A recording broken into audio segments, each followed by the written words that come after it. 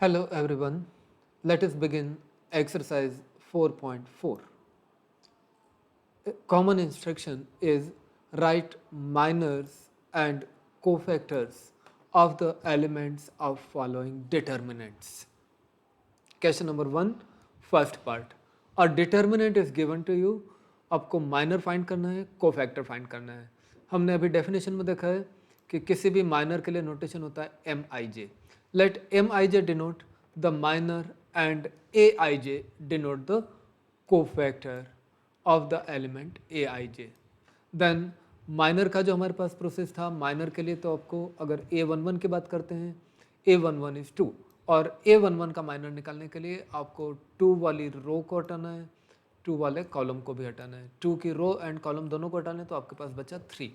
इस तरह से आपका माइनर ऑफ A11 हो जाएगा 3. That will be M11. Minor निकालना तो सिंपल है. फिर कोफैक्टर के लिए हमने ये फॉर्मूला देखा था, A I J is -1 to the power I plus J into M I J.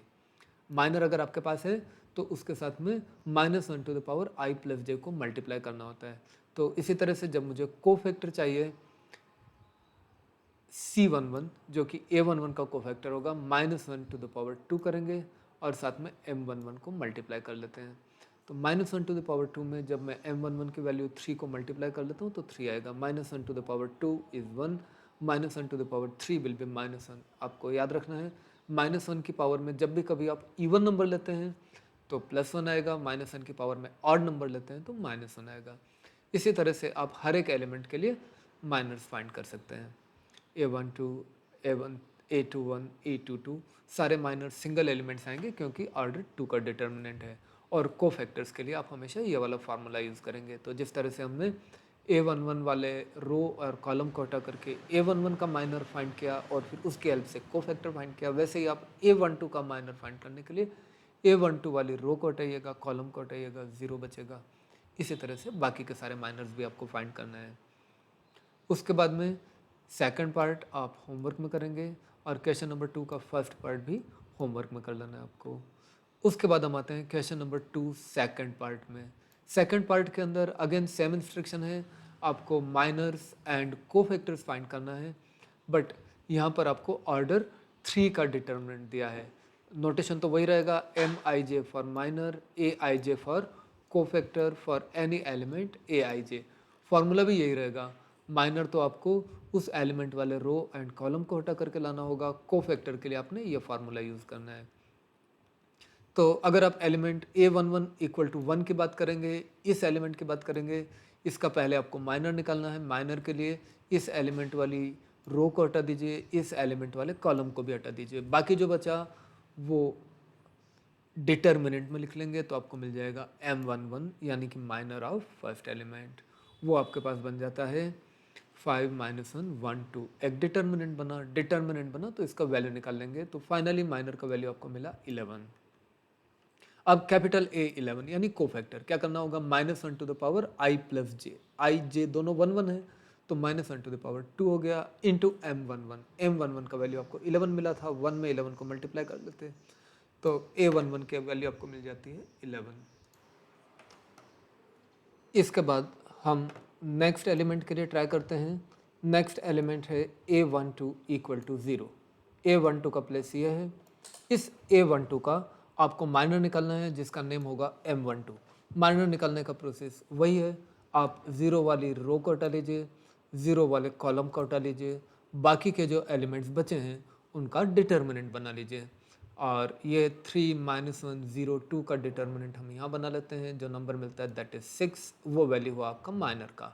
Minor के बाद आपको कोफैक्टर चाहिए A12. Cofactor will be -1 to the power 1 + 2 into minor.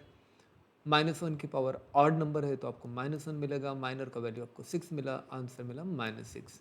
इसी तरीके से आप हर एक एलिमेंट के लिए माइनर फाइंड करेंगे, कोफैक्टर फाइंड करेंगे. प्लीज़ इनका प्रैक्टिस कर लें, बहुत इंपॉर्टेंट कॉन्सेप्ट है, बार बार हमको ज़रूरत पड़ती रहती है, काम में आता रहता है, बहुत ध्यान से करें. इसके बाद हम आ जाते हैं क्वेश्चन नंबर 3 पर. Using cofactors of the elements of second row. Cofactors use करना है आपको, एलिमेंट्स ऑफ सेकंड रो के कोफैक्टर यूज़ करना है और इवेल्युएट कर लेना है इस डिटर्मिनेंट को, cofactors of second row. Naturally जो फार्मूला है आपके पास में, any determinant equal to sigma A I J, इसके अंदर किसी भी एक रो या एक कॉलम के साथ में आप एक्सपांड कर सकते थे। क्वेश्चन बोलता है सेकंड रो, यानी आपको सारे कोफैक्टर सेकंड रो के लेना है। नेचुरली सारे एलिमेंट्स भी आपको सेकंड रो के लेना पड़ेंगे, क्योंकि जिस रो का आप कोफैक्टर लेते हैं उसी का एलिमेंट आता है अकॉर्डिंग टू फार्मूला। इससे आपको इंडिकेशन मिलता है कि आपको एक्सपांड करना होगा विथ सेकंड रो। जिस भी रो या कॉलम के कोफैक्टर लेना हो, नेचुरली उसी के रिस्पेक्ट में आपको एक्सपांड करना पड़ेगा। और इस सिग्मा को एक्सपांड कर लीजिए। आपको इन सभी का नेम तो पता ही होगा, A11, A12, A13। यहाँ पर होता है A21, A22, A23। जब आप एक्सपांड करेंगे तो A21, A22, A23 एलिमेंट्स लिखेंगे और साथ साथ उनका कोफैक्टर लिखेंगे। It is A21 capital A21, A22 capital A22, A23 capital A23। Small letter जो है एलिमेंट है, और कैपिटल लेटर जो है वो कोफैक्टर है। कोफैक्टर के लिए आपने देख लिया, हम इसको डायरेक्ट फाइंड कर सकते हैं। अगर कैपिटल स्मॉल A21 का वैल्यू ले लेते हैं। A21 का वैल्यू तो आपके पास यहाँ से रखा ही है 2, और उसके बाद में कैपिटल A21 यानी 2 का कोफैक्टर। 2 का कोफैक्टर चाहिए तो -1 टू द पावर 2 + 1 कर लें।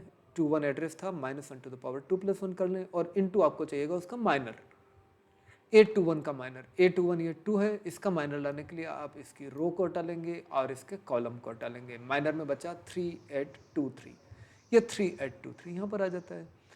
स्मॉल A22 0 है तो कुछ करने की जरूरत नहीं है, 0 के अंदर तो कोफैक्टर को मल्टीप्लाई करके 0 ही बनेगा। और उसके बाद में A23 वाला जो एलिमेंट है आपके पास में दैट इज 1, और ये 1 लिखने के बाद में 1 के अंदर आपको मल्टीप्लाई करना होगा -1 टू द पावर 2 + 3, -1 की पावर 5, और फिर आपको उसका माइनर चाहिए। कैसे आएगा माइनर?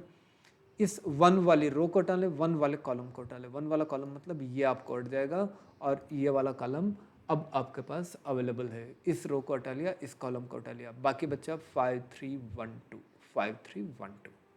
और ये सारे कोफैक्टर्स लाने के लिए नेचुरली हमने इस फार्मूला को यूज़ किया है। इस तरह से जब आप एक्सप्रेशन लिख लेते हैं तो आगे उसको कैलकुलेट कर लीजिए, आपको आंसर मिल जाता है 7। और अब देखेंगे कि ये जस्ट एक सिस्टमेटिक फार्मूला के फॉर्म में लिखा हुआ है। अदरवाइज पहले भी हम एक्सपेंशन ऐसे ही कर रहे थे। पहले हमने डायरेक्टली लर्न करा था, प्लस माइनस प्लस, इधर minus plus minus plus minus plus. वो जब -1 to the power i + j करेंगे ना तो सेम प्लस माइनस मिलेंगे जो हमने फर्स्ट एक्सरसाइज में direct expansion of A determinant में देखे थे।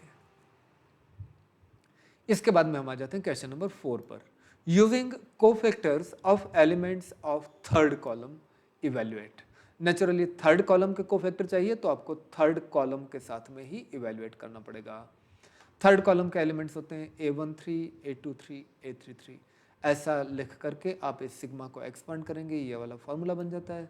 फिर हर एक एलिमेंट का वैल्यू लिखिए। A13 का वैल्यू आपको मिलेगा यहाँ से, A13 का वैल्यू है आपके पास में YZ लिख लीजिए, -1 to the power 1 + 3 that is -1 to the power 4 आ जाएगा YZ के साथ में। और फिर इस A13 का आपको माइनर लिखना है। इस A13 का माइनर लाने के लिए सेम प्रोसीजर, इसका रो हटा लेंगे, इसका कॉलम हटा लेंगे, बाकी बचा 1Y 1Z यहाँ पर आ गया। सेम वे आप A23 लिखेंगे, उसका कोफैक्टर लिखेंगे, A33 लिखेंगे, उसका कोफैक्टर लिखेंगे। और आगे जब आप उनको एक्सपांड कर लेते हैं तो आपको ये वाला एक्सप्रेशन मिलेगा। इसको आप एज ए आंसर लिख सकते हैं, लेकिन अब देखेंगे कि बुक में ये चीज़ आंसर नहीं लिखा है। आप ब्रैकेट्स ओपन कर सकते हैं तो आपको ये आ सकता है, इसको भी आंसर लिख सकते हैं। एनीवे बुक के अंदर जो आंसर दिया ना आपको, वो फैक्टर्स में दिया है। इस टाइप का एक फैक्टराइज्ड फॉर्म आंसर है। अगर आपको फैक्टराइज्ड फॉर्म में लाना है, यानी कभी आपको क्वेश्चन ऐसा मिलता है कि using cofactors of the element of third column prove that हो जाता है कि ये वाला डिटर्मिनेंट आपको प्रूव ही करना है कि ये आता है, तब आपको जो प्रोसीजर मैंने यहाँ पर एक्सप्लेन किया है वो करना पड़ेगा। क्या करेंगे? प्रूव दैट के लिए आपको यहाँ पर नहीं छोड़ सकते। अगर सिंपली क्वेश्चन पूछा है कि इवेल्युएट, आप यहाँ पर छोड़ सकते हैं या यहाँ पर भी छोड़ सकते हैं। प्रूव दैट है तो ये एक्स्ट्रा स्टेप्स करनी पड़ेगी। क्या करना है? सिंपल है, आप अरेंज कर लीजिएगा राइट हैंड साइड को डिक्रीजिंग पावर्स ऑफ x, मतलब आप इसको as a polynomial in x समझ करके अरेंज करिएगा। आपको पता है पोलिनोमियल को अपन डिक्रीजिंग पावर्स ऑफ वेरिएबल में लिखते हैं। आप x को वेरिएबल मान करके बाकी को कांस्टेंट समझ करके डिक्रीजिंग पावर्स ऑफ x में इसको लिख लीजिएगा। जैसे ही आप इसको डिक्रीजिंग पावर्स ऑफ x में लिखेंगे आपको समझ आ जाएगा कि मिडिल टर्म स्प्लिट हो जाती है। स्प्लिट का मतलब मिडिल टर्म का फैक्टर्स करना है। ये जो z square minus Y square है इसके आप 2 फैक्टर कर सकते हैं, और फैक्टर करने के बाद में ये z माइनस वाई कॉमन बनाने के लिए मैंने यहाँ पर एक माइनस कॉमन ले लिया था। वैसे तो यहाँ पर Y square minus Z square आया था, बट यहाँ पर z माइनस वाई था। सेम z माइनस वाई यहाँ बनाने के लिए मैंने क्या किया, पहले माइनस कॉमन ले लिया। माइनस कॉमन लेने के बाद मैंने स्प्लिटिंग मिडिल टर्म किया ताकि ये दोनों फैक्टर तो सेम बन जाए। फिर स्प्लिटिंग मिडिल टर्म, और देखिएगा ये वाला फैक्टर भी सेम था नेचुरली। z माइनस वाई जो वहाँ पर था उसको मिडिल में लाने के लिए मैंने यहाँ पर बीच में से भी एक माइनस कॉमन ले लिया एंड देयर आफ्टर फैक्टर किया तो आपको z माइनस वाई कॉमन आ जाता है। ओके, जब z माइनस वाई आपने इस तरह से यहाँ पर कॉमन ले लिया तो होल कॉमन लेने के बाद में वापस से splitting middle term of quadratic polynomial वाला प्रोसीजर आ जाता है। अब ब्रैकेट को ओपन कर लीजिए, ब्रैकेट को ओपन करेंगे X Z minus X Y, इन दोनों में से आपको x कॉमन मिलेगा, इन दोनों में से आपको माइनस वाई कॉमन मिलेगा and again this x minus Z आपको कॉमन हो जाएगा। इस तरीके से आप सारे फैक्टर्स कर सकते हैं। ये वाली प्रोसेस बहुत सिंपल है, एक बार थोड़ा सा आप रिवाइज कर लेंगे, समझ लेंगे तो आ जाएगा। वैसे तो इस तरह का क्वेश्चन कभी पूछा नहीं है, लेकिन पूछ सकते हैं क्योंकि बुक में क्वेश्चन तो यही है और बुक में जो आंसर है वो ये वाला गिवन है।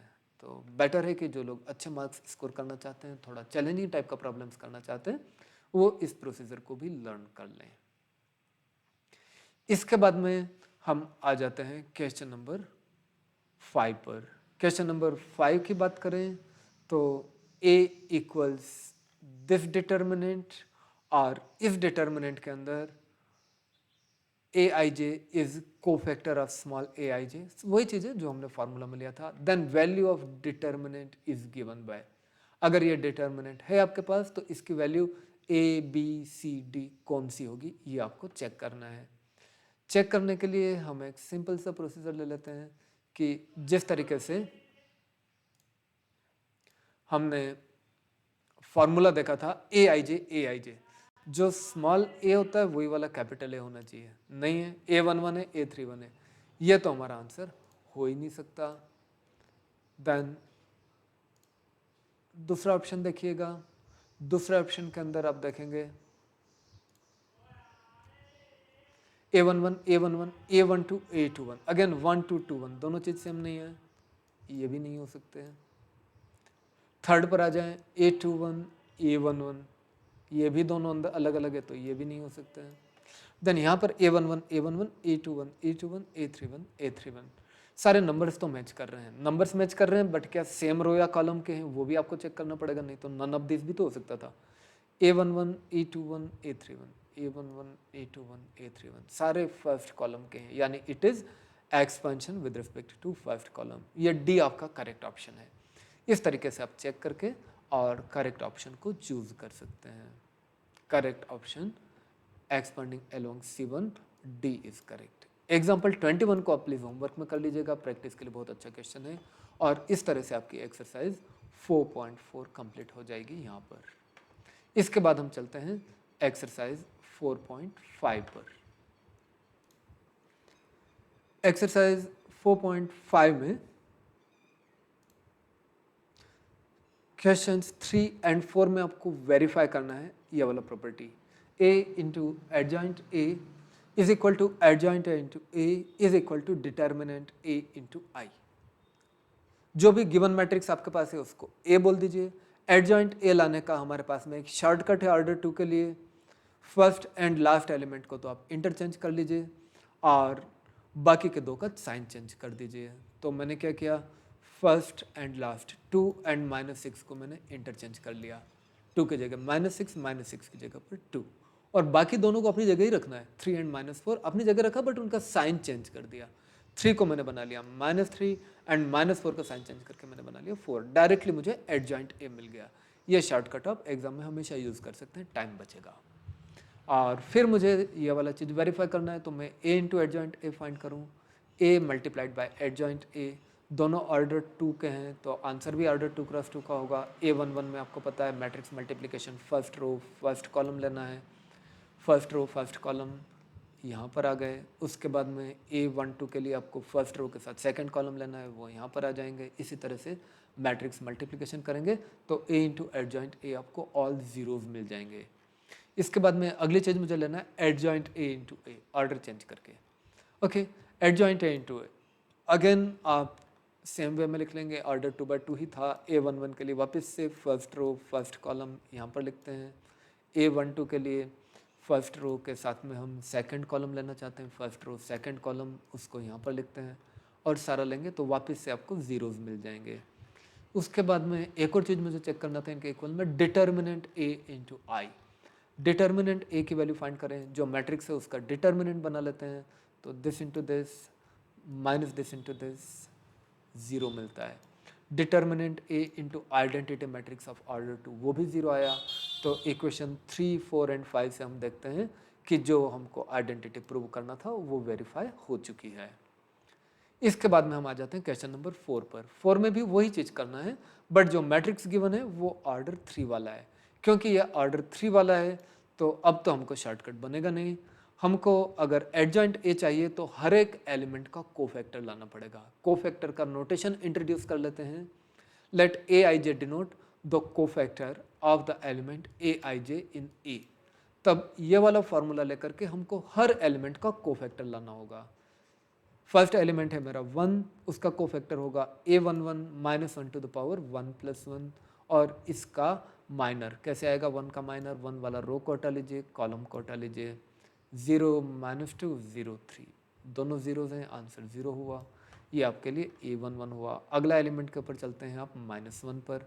-1 जो कि A12 कहलाता है, अगर उसका माइनर चाहिए तो अब आपको क्या करना पड़ेगा, सॉरी -1 का कोफैक्टर है A12 -1 to the power 1 plus 2। उसके अंदर माइनर मल्टीप्लाई करने के लिए आपको इस A12 एलिमेंट वाली रो को हटाने का है और कॉलम को भी हटाना है। बाकी बचा 3 -2 1 3, 3 -2 1 3।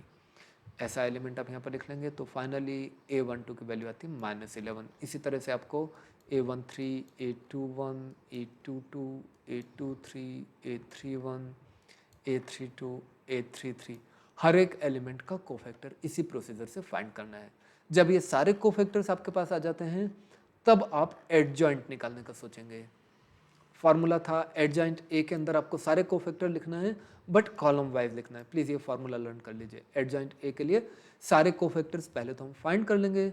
फाइंड करने के बाद में सारे कोफैक्टर्स को नोट डाउन करना है column wise. A11, A12, A13, A21, A22, A23, A31, A32, A33। ऐसे जब हम लिख देते हैं तो ये ऑटोमेटिक एडजॉइंट A बन जाता है। जस्ट इन सब का वैल्यूज पुट कर लीजिए, आपको एडजॉइंट A मिल जाता है। जब एडजॉइंट A मिला तो left hand side A into adjoint A, value of A लिखिए, वैल्यू ऑफ एडजॉइंट A लिखिए, उनको मल्टीप्लाई करिएगा। मल्टीप्लाई करने के लिए आंसर तो ऑर्डर 3 का ही मिलेगा। फर्स्ट एलिमेंट है A11, प्रोसीजर वही होगा, फर्स्ट रो के अंदर आप फर्स्ट कॉलम के एलिमेंट्स को मल्टीप्लाई करेंगे, ये सब मिलता है। अगला एलिमेंट के ऊपर अगर आप बात करें तो इसका नेक्स्ट एलिमेंट है आपका A12। A12 के लिए आपने फर्स्ट रो के साथ 2 मतलब सेकंड कॉलम लेना है, उनके कॉरिस्पॉन्डिंग एलिमेंट्स को मल्टीप्लाई करेंगे तो यहाँ पर आ जाएंगे। उसके बाद में अगर आप अगले एलिमेंट की बात करें तो उसके बाद अगला एलिमेंट है A13 के लिए अगेन फर्स्ट रो एंड 3 मतलब थर्ड कॉलम लेना है, उन कॉरिस्पॉन्डिंग एलिमेंट्स को मल्टीप्लाई करें तो ये चीज़ मिलता है। इसी तरह से आप सारे एलिमेंट्स को मल्टीप्लाई करना होगा। यहाँ पर आपको बहुत अच्छी प्रैक्टिस भी हो जाएगी वापस से मैट्रिक्स मल्टीप्लिकेशन की। ये सारा करके जब आप सिंप्लीफाई करते हैं तो ये चीज़ मिलता है। नेचुरली 11 आप कॉमन ले लेते हैं, मैट्रिक्स के अंदर कॉमन लेना हो तो हर एलिमेंट में कॉमन लेना होता है। 0 में तो कुछ भी कॉमन है ऐसा सोच करके आप 11 को बाहर कॉमन निकाल लेते हैं, अंदर जो बचा that is 11i। Right hand side में जाइएगा, एडजॉइंट A इंटू A, वापस से सेम प्रोसीजर लेकर के A11 के लिए first row first column etcetera सारा मल्टीप्लाई कर लीजिएगा। यहाँ पर मैंने ऐसे प्रोडक्ट्स लिखे नहीं हैं, मल्टीप्लिकेशन माइंड में कर लिया है। आप भी इतना शार्ट कर सकते हैं, थोड़ा आपको टाइम बचेगा, प्लेस भी बचेगा। और वापस से आप देखेंगे कि इसको सिंप्लीफाई करके भी आपको मिलता है 11i।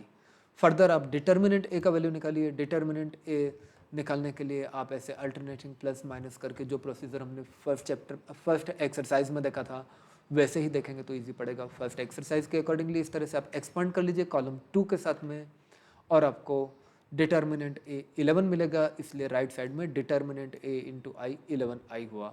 इक्वेशन 3, 4 एंड 5 से आपकी आइडेंटिटी वेरीफाई हो जाती है कि a into adjoint A equals adjoint A into A equals determinant A into I. तो इस तरह के क्वेश्चंस को भी बोर्ड एग्जाम में पूछा है, प्लीज़ 4 मार्क्स के लिए उन्होंने बार बार पूछा है। इसकी प्रैक्टिस के लिए आप question number 1 and 2 from page 131, question 6 from 132, question 7, 8, 10 from 132 आज होमवर्क में ज़रूर करेंगे। इसके बाद में नेक्स्ट टाइप ऑफ क्वेश्चन आता है find the inverse of the matrix. Questions 5 से 11 में आपको इनवर्स फाइंड करना है इफ़ इट एग्जिस्ट्स। और इनवर्स एग्जिस्ट कब करता है? अगर डिटर्मिनेंट नॉन ज़ीरो हो तो हमेशा हम पहले एग्जिस्टेंस चेक करेंगे और अगर एग्जिस्ट करता है तो फाइंड करेंगे। यहाँ पर आप इन्वर्स के लिए एलिमेंट्री ऑपरेशन यूज़ नहीं करिएगा, यहाँ पर हम इन्वर्स के लिए फॉर्मूला यूज़ करेंगे जो हमने आज देखा है, ताकि फार्मूला की भी प्रैक्टिस हो जाए। पहले हम इन्वर्स एग्जिस्ट करता है नहीं चेक करते हैं। Let A equal to given matrix और उसका डिटर्मिनेंट फाइंड कर लीजिए। डिटर्मिनेंट बनता है 14 विच इज़ नॉन ज़ीरो। क्योंकि डिटर्मिनेंट ज़ीरो नहीं है, इन्वर्स एग्जिस्ट करेगा। टू फाइंड द इन्वर्स अब फार्मूला सोचिएगा, A inverse was 1 upon determinant into adjoint. यानी इन्वर्स फाइंड करने के लिए हमको पहले एडजॉइंट ए की ज़रूरत पड़ेगी। एडजॉइंट का वही प्रोसीजर है, आप फर्स्ट एंड लास्ट एलिमेंट को तो इंटरचेंज कर लीजिएगा और बाकी दो का साइन चेंज कर लीजिएगा। तो फर्स्ट एंड लास्ट को इंटरचेंज करते हैं, 2 3 को 3 2 बन जाएगा और -2 का साइन चेंज करके 2, 4 का साइन चेंज करके -4। एडजॉइंट ए बना। ए इनवर्स इक्वल टू, ये फार्मूला लर्न कर लिया होगा आपने, अभी यूज़ कर लेते हैं। 1 upon determinant A into adjoint. Answer हो गया, सिंपल है। इसी तरह से अगर क्वेश्चन नंबर 9 पर जाते हैं तो आपके पास में एक मैट्रिक्स है जो कि ऑर्डर 3 का है। ऑर्डर 3 वाले मैट्रिक्स के लिए फिर सेम स्टेप्स लेना है। पहले आप डिटर्मिनेंट फाइंड करिएगा, एक्सपांड कर लीजिए, जिसमें 0 है उसके साथ एक्सपांड करेंगे, कॉलम 3 के साथ एक्सपांड कर लिया मैंने, आप चाहे तो रो 2 के साथ भी एक्सपांड कर सकते थे। एक्सपांड करने से आपको वैल्यू मिल जाती है डिटर्मिनेंट की -3। क्योंकि डिटर्मिनेंट तो 0 है नहीं, तो ए इनवर्स एग्जिस्ट करेगा। कभी डिटर्मिनेंट 0 मिले तो A inverse does not exist, तब आप ए इनवर्स फाइंड नहीं कर सकते। लेकिन जब भी आपको डिटर्मिनेंट नॉन ज़ीरो मिलता है, ए इनवर्स एग्जिस्ट करेगा। और जैसा अभी हमने फॉर्मूला देखा, ए इनवर्स के लिए हमको 1 अपॉन डिटर्मिनेंट के साथ एडजॉइंट ए की भी ज़रूरत पड़ती है। डिटर्मिनेंट ए तो आपने फाइंड कर लिया, नॉन ज़ीरो मिला है। अब हम जाएंगे एडजॉइंट ए के लिए। A inverse exists, A inverse is given by this formula. और इस फार्मूला का यूज़ करने के लिए अब मुझे ज़रूरत पड़ती है एडजॉइंट ए की। एडजॉइंट ए फाइंड करने के लिए हम ए आई जे को कोफैक्टर वाला नोटेशन इंट्रोड्यूस कर देते हैं। a11 will be -1 to the power 1 + 1 and then minor of a11। a11 का माइनर आप यहाँ से निकाल लिएगा। यहाँ से अगर आप a11 का माइनर निकालते हैं, फर्स्ट रो हटा लीजिएगा, फर्स्ट कॉलम हटा लीजिएगा और ये बनेगा -1021, -1021 माइनर लिखा है। इस तरह से आपको कैपिटल A11 मिल चुका है -1। इसी तरह से A12, A13, A21, A22, A23, A31, A32, A33 सारे ही कुछ निकालेंगे। और जब ये सारे अपन निकाल लेते हैं तो हमको एडजॉइंट ए मिल जाएगा। एडजॉइंट ए निकालने के लिए याद रखिएगा सारे ही कोफैक्टर लिखना है, बट कॉलम वाइज लिखना है। सारे कोफैक्टर्स को आप कॉलम वाइज अरेंज कर लेंगे उनकी वैल्यूज़ को, तो आपको एडजॉइंट ए की वैल्यू मिल जाएगी। और एडजॉइंट ए मिलने के बाद आप ए इनवर्स फाइंड कर सकते हैं, 1 upon determinant A into value of adjoint A. जी आपका आंसर बन जाता है। एक और क्वेश्चन कर लेते हैं प्रैक्टिस के लिए, क्वेश्चन नंबर 11th क्वेश्चन में A equal to this matrix given है। आप डिटर्मिनेंट ए फाइंड करिएगा, वापस से एक्सपांड करना है। अलोंग कॉलम 1 एक्सपांड कर लिया मैंने, आप चाहे तो रो के साथ भी कर सकते थे। और एक्सपांड करने के बाद में आपको मिल जाता है -1, अगेन नॉन ज़ीरो। क्योंकि डिटर्मिनेंट नॉन ज़ीरो है, ए इनवर्स एग्जिस्ट करता है, A inverse is given by this. Determinant तो आपको मिल चुका है, अब एडजॉइंट फाइंड करना है। कोफैक्टर का नोटेशन इंट्रोड्यूस करेंगे एंड सारे कोफैक्टर्स फाइंड कर लेंगे। a11 के लिए -1 टू द पावर 1 + 1 और फिर a11 वाला रो को हटा लीजिए, कॉलम को हटा लीजिए, cos alpha sine alpha, sine alpha minus cos alpha. यहाँ पर आप डिटर्मिनेंट बनाएंगे, सिंप्लीफाई करते जाएंगे। ट्रिग्नोमेट्रिक फंक्शंस यहाँ तो खत्म हो गए, -1 बना, A12 निकालेंगे तो 0 बन जाएगा। A13 भी आप कैलकुलेट करेंगे, सेम प्रोसीजर 0 बनेगा। A21 will be 0।